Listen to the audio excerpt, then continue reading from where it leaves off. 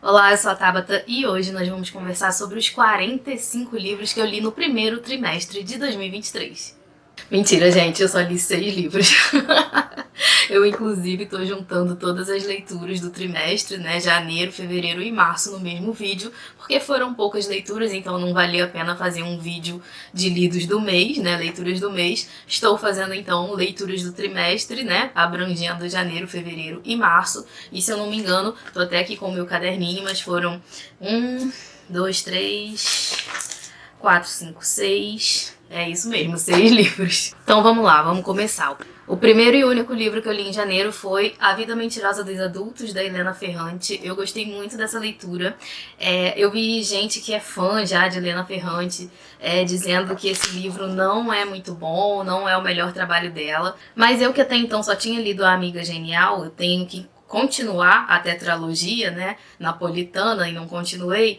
Eu só tinha lido então A Amiga Genial e peguei depois A Vida Mentirosa dos Adultos e eu amei essa leitura. Aqui a gente tem a história da Giovanna. Ela é uma menina que está entrando na adolescência, ela era pré-adolescente, de pré-adolescente para adolescente ali, e ela sempre foi muito protegida pelos pais, muito amada, muito querida. Ela teve uma infância muito maravilhosa, acreditando que ela era especial, e os pais chamando ela de linda e tal. Enfim, uma infância muito legal ela teve. Até que um dia ela escuta o pai dela dizendo que ela está ficando cada vez mais parecida com a tia Vitória. E a tia Vitória é assim, tipo, uma pessoa horrível, né? Ela não conhece essa tia ainda, porque os pais dela cortaram relações com essa mulher, mas tudo que se sabe é que a tia Vitória é uma pessoa muito feia, tanto por dentro, né? Uma pessoa feia, um ser humano que não é muito legal, quanto por fora também, né? Digamos assim, de beleza. E a Vitória mora numa parte de Nápoles, que é uma parte menos favorecida do que a parte da Giovanna. E depois que ela escuta o pai dela falando isso, ela quer porque quer conhecer a Vitória, e aí vai acontecer várias coisas, né? Vão acontecer várias coisas. Porque a Giovanna vai simplesmente sair da infância, vai perder a inocência dela, ela vai ser apresentada a um novo mundo, a um mundo de pessoas talvez mais humildes, mais grosseiras, mas também mais verdadeiras. E enfim, ela vai descobrir que os pais dela não são esses heróis perfeitos. Então ela vai ter essa quebra desse sonho de acreditar que os pais são perfeitos e tal. E vai começar mesmo ali a adolescência dela, descobrir meninos, sexualidade, enfim. Eu gostei bastante da leitura. Tem gente que fala que a Giovanna é chata, eu acho ela perfeita para a idade que ela tem. E foi um livro que eu gostei muito de ter lido, foi um início de ano muito bom. Depois, então, já em fevereiro, eu li A Longa Marcha, do Richard Bachman, que é um pseudônimo do Stephen King, né? E eu amei essa leitura, já tem resenha pra ela aqui no canal, então não vou me estender muito. Mas é como se fosse uma distopia, que a gente tem 100 garotos, 100 adolescentes que participam de uma competição. É tipo uma corrida, mas é uma corrida a pé. Eles têm que manter uma velocidade de 6 quilômetros por hora e não podem reduzir essa velocidade em momentos nenhum, porque senão eles vão levando advertências, e a cada 3 advertências, se eles levarem, né, 3 advertências, na próxima eles vão morrer. E realmente só um desses adolescentes vai ficar vivo, é uma disputa que só tem um vencedor. Então é um livro bem angustiante, é um livro que dá para promover várias reflexões. A gente se pergunta o que leva esses garotos a se inscreverem nessa marcha. Enfim, eu gostei muito da leitura, já tem resenha para ela aqui no canal, vou deixar aqui. E aí, se vocês quiserem saber mais, deem uma olhadinha lá. Depois, ainda em fevereiro, eu terminei uma leitura que eu já tinha começado há muito tempo, inclusive em outubro de 2022 que eu comecei a ler esse livro. Não é que eu não gostei do livro, mas eu tava me arrastando com ele há um tempão, né, meses e meses, virou o ano e eu ainda tava lendo esse livro, que foi Home Before Dark, do Riley Sager. Esse livro é um livro de Casa Mal Assombrada, e eu tava muito na vibe de ler livros de Casa Mal Assombrada. Eu li Hell House no passado também, então eu tava nessa vibe assim de ler livros de terror, de Casa Mal Assombrada. Aqui a gente tem uma garota que, quando ela tinha 5 anos, ela e os pais se mudaram pra essa propriedade gigantesca que, segundo o pai dela, é mal assombrada. Eles saíram de lá fugidos. O pai dela depois escreveu um livro, ficou muito rico com isso. E ela cresceu também como sendo a menina da Casa Mal-Assombrada, todo mundo conhece ela, ela ficou famosa e tal por causa disso. E ela odeia esse fato de ser conhecida como a menina que cresceu na Casa Mal-Assombrada. Então, quando o pai dela morre, ela descobre que ele não tinha vendido a casa ainda. E aí ela volta lá pra arrumar a casa e vender essa propriedade. Só que aí ela vai descobrir que talvez as histórias que o pai dela conta no livro não são tão mentirosas assim. Eu gostei muito dessa leitura, eu tava gostando muito mesmo, aí começou a ficar um pouco arrastada, eu parei. Até que, enfim, eu continuei. No final das contas, eu gostei do livro, mas ele foge um pouco do sobrenatural e eu gostaria que ele se mantivesse apenas no sobrenatural. Então vamos agora, pessoal, para os últimos 3 livros, que foram os livros que eu li em março. Eu li direitinho, uma escadinha, ó. Em janeiro eu li 1 livro, em fevereiro eu li 2 e em março eu li 3. Então vamos lá. O primeiro livro que eu li em março foi Piranesi, da Susanna Clarke. Já tem resenha desse livro aqui no canal também. Foi uma leitura que foi muito difícil, muito trabalhosa de ser feita. Eu fiquei em dúvida se eu tinha gostado, se eu não tinha gostado, se eu tinha entendido, se eu não tinha entendido. Definitivamente não é um livro que vai agradar a todo mundo, mas no final das contas eu acho que eu gostei. É um livro muito reflexivo, é um livro que propõe muitas reflexões mesmo, assim, meio filosófico. Aqui a gente tem o Piranesi, ele vive nesse lugar que ele chama de casa, e é um local cheio de ruínas e esculturas e estátuas, enfim. E tem vários níveis, né, nos primeiros andares. Os primeiros andares são sujeitos a inundações, então o Piranesi fica controlando as marés, catalogando tudo que ele encontra por lá. E ali na casa do Piranesi acredita que só existe ele, que só moram ele e uma outra pessoa a quem ele chama de outro. E aí o Piranesi fica lá catalogando tudo que ele encontra, interagindo com a natureza, com a arquitetura da casa, até que um dia ele começa a desconfiar que existe outra pessoa junto com ele e o outro na casa. E o outro fala pra ele que se realmente tiver outra pessoa ali, ele não pode falar com essa pessoa de jeito nenhum, que vai ser muito perigoso. E aí a gente começa a ter mais ou menos um mistério aqui nessa leitura. É um livro muito diferentão, se você quiser saber mais sobre ele, dá uma olhada na resenha que eu já fiz, que eu vou deixar aqui embaixo. Vale a pena ler, mas você tem que ir com o coração aberto, sabendo que é uma leitura difícil, uma leitura diferente, uma leitura que talvez seja mais demorada.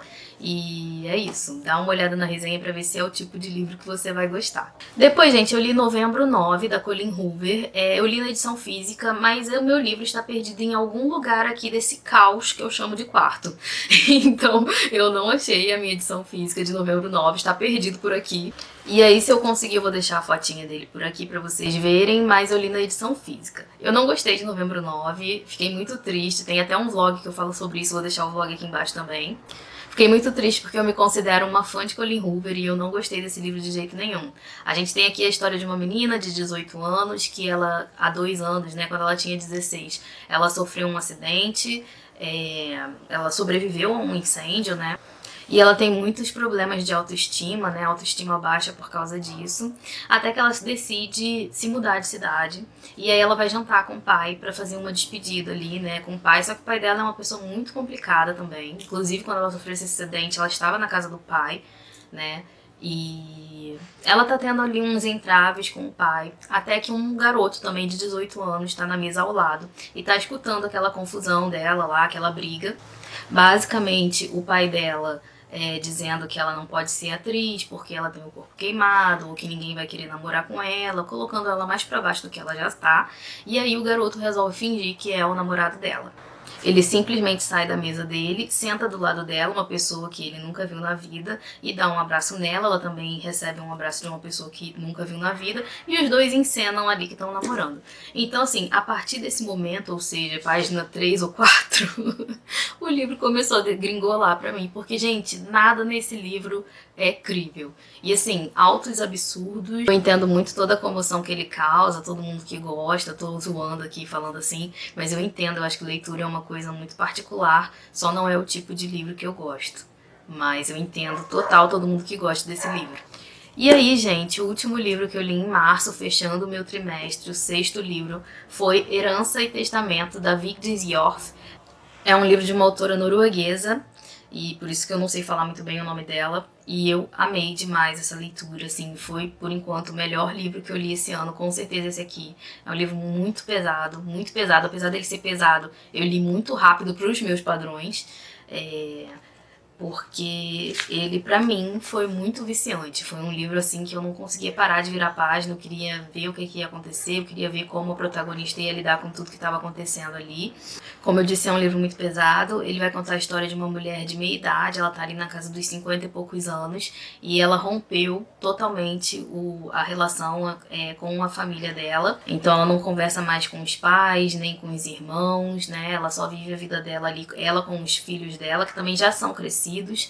Então ela tem um namorado lá e tal, mas ela mora sozinha e ela tem uma boa relação com os próprios filhos, mas ela não tem relação nenhuma com a família, né, que ela cresceu, com os pais, com os irmãos. Ela tem 3 irmãos, o Bard, a Astrid e a Asa. Né? Ela e o Bard são os 2 mais velhos. O Bard tem 60 anos, ela tá por volta dos 50, e tem a Astrid e a Asa, que são as 2 mais novas.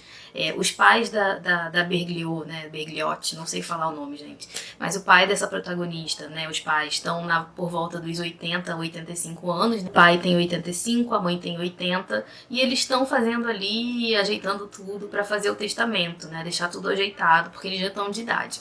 A Bergliotti, então, que não conversava com essas pessoas há muito tempo, coisa de 23 anos, recebe um e-mail da mãe dizendo que eles decidiram dividir a herança igualmente entre os 4 filhos. Ela acha até generoso, já que ela não conversa com os pais há 23 anos, então ela achava que ela ia ser deserdada, e fica por isso mesmo, né? Ela não tá nem mais aí. Ela para de pensar nesse assunto. Mas aí até que acontece uma coisa, né? E aí ela descobre depois que, apesar dos pais terem falado que iam dividir a herança irmãmente, né, igualmente, eles deram 2 chalés, estão aqui, né, 2 chalés da família para as irmãs mais novas, né? Um vai ficar com a Asa e outro com a Astrid. E são chalés que a família tem ótimas lembranças lá, são muito queridos pelos irmãos. Então o Bard, que é o irmão mais velho, ele se revolta com isso, cria lá uma confusão na família. A Bergliotti, que nem achava que queria esses chalés, também se sente meio injustiçada, e aí ela começa a pensar de novo nas coisas que afastaram ela da família, os traumas que ela teve na infância. Ela é uma mulher que passou por muitos traumas na infância. Aqui no início do livro a gente não sabe o que aconteceu com ela. A gente só vai saber o que aconteceu com ela bem mais pra frente, apesar de que é muito fácil imaginar o que aconteceu com a Bergliotti aqui. Então é um livro muito pesado. É um livro que não tem essa coisa de spoiler e tal. Não vou falar o que aconteceu, mas assim, quem pegar pra ler o livro já vai imaginar. E não tem isso de spoiler e tal, porque eu não sei nem explicar, assim, não é um livro de, nossa, entendeu? De acontecimentos, assim. O interessante aqui é que o leitor passa o tempo todo, o livro é narrado pela Bergliotti, né, em primeira pessoa, então o leitor passa o tempo todo na cabeça de uma mulher de meia idade, traumatizada com coisas que aconteceram quando ela era bem mais nova eu quero dizer infância mesmo, coisa de 5 anos por aí, e ela muito traumatizada por tudo isso que aconteceu na vida dela. A vida dela foi marcada por esse acontecimento. Ela tentou levar na boa, até porque quando ela era criança talvez ela não tivesse ainda o entendimento do que estava acontecendo, e ela tenta levar na boa até que chega um momento ali da vida dela em que ela já tá adulta e ela percebe que ela não consegue mais se relacionar com aquelas pessoas que negam o trauma pelo qual ela passou. Então ela tá o tempo todo contando o trauma dela e falando e tentando ter voz, e pessoas que são da família, que deveriam apoiá-la e tal, estão meio que apagando esse sofrimento dela, e às vezes ela mesma é tida como egoísta por não se aproximar da família, como se fosse uma frescura dela não querer estar ali perto da família, sendo que ela não consegue, porque ela é uma mulher completamente traumatizada. É um livro muito cansativo, e assim, mas é um livro que vale muito a pena. A escrita da Vigdis Hjorth é maravilhosa. Eu amei demais essa leitura, o melhor livro que eu li esse ano até agora, com certeza. Eu quero trazer resenha desse livro aqui pro canal ainda não fiz, mas quero trazer. E é isso então, gente. Essas foram as 6 leituras que eu fiz no primeiro trimestre de 2023. Eu espero que vocês tenham gostado desse vídeo. Se você gostou, curte para me ajudar na divulgação do canal. Não esqueça também de se inscrever, por favor. Um beijo para todo mundo. Tchau!